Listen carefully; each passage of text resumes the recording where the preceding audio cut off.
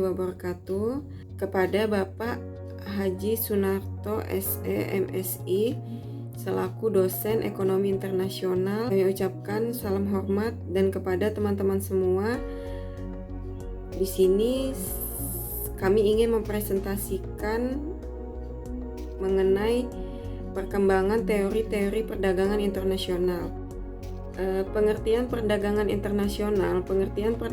internasional bisa dilakukan oleh penduduk suatu negara dengan warga negara lain, individu dengan individu yang berlainan negara, kemudian individu dengan pemerintahan negara lain, atau pemerintah satu dengan pemerintah negara lainnya.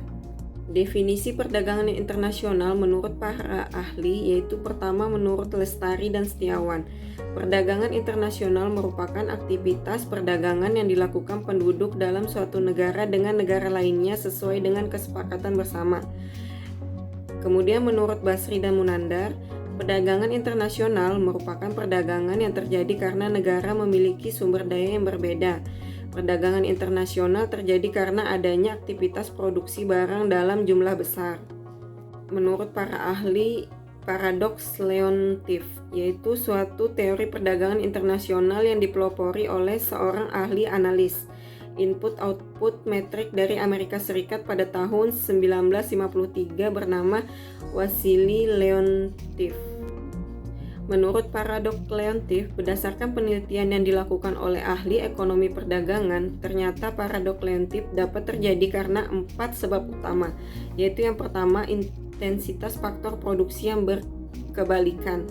Yang kedua, tarif dan non-tarif barrier. Yang ketiga, perbedaan dalam skill dan human capital. Yang keempat, perbedaan dalam faktor sumber daya alam. Menurut paradoks Leontief, kelebihan dari teori ini adalah jika suatu negara memiliki banyak tenaga kerja terdidik, maka ekspornya akan lebih banyak. Sebaliknya, jika suatu negara kurang memiliki tenaga kerja terdidik, maka ekspornya akan lebih sedikit. Konsep increasing return of scale. Pengambilan skala ekonomi yang menguntungkan artinya ada di situasi peningkatan keuntungan akibat penambahan jumlah produksi output. Semakin besar biaya per unit dari suatu produksi, keuntungan yang didapat semakin besar.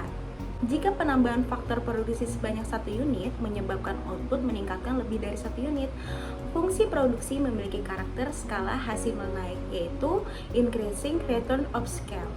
Teori keunggulan kompetitif, kemampuan yang diperoleh sebuah negara atau perusahaan melalui karakteristik dan sumber daya yang dimiliki untuk dapat memiliki kinerja lebih tinggi dibandingkan dengan negara atau perusahaan lain.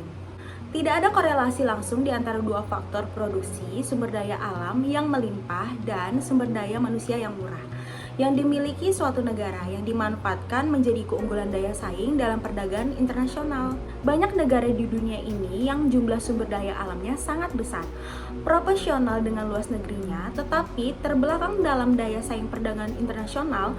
Begitu juga dengan tingkat upah yang relatif murah daripada negara lain, justru berkorelasi erat dengan rendahnya motivasi bekerja keras dan berprestasi. Di sumber Michel Porter 1990. Industri sebuah negara dapat sukses secara internasional jika memiliki keunggulan kompetitif relatif terhadap para pesaing terbaik di seluruh dunia. Sebagai indikator, ia memiliki keberadaan ekspor yang besar dan bertahan lama, dan investasi asing di luar wilayah yang signifikan.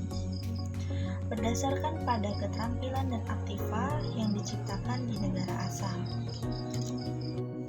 Berikut 4 atribut utama suatu negara mencapai kesuksesan perdagangan internasional. Yang pertama ada kondisi faktor produksi. Yang kedua, keadaan permintaan dan tuntutan mutu dalam negeri. Ketiga, industri terkait dan pendukung. Yang terakhir 4, strategi dalam persaingan.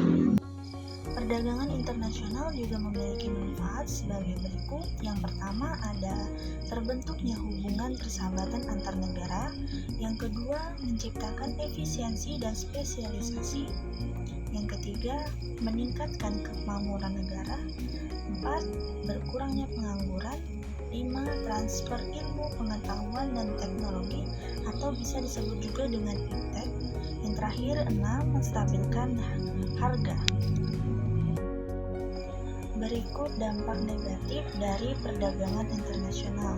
Yang pertama, ada produk dalam negeri semakin menurun.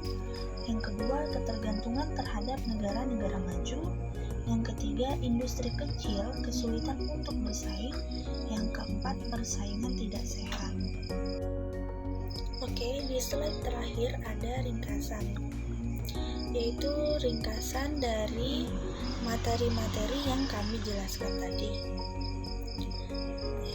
Paradoks Leontief merupakan bentuk perkembangan dari setiap teori perdagangan internasional yang mana bahwa setiap negara mampu untuk meningkatkan perdagangan internasional dengan SDA dan SDM yang dimiliki.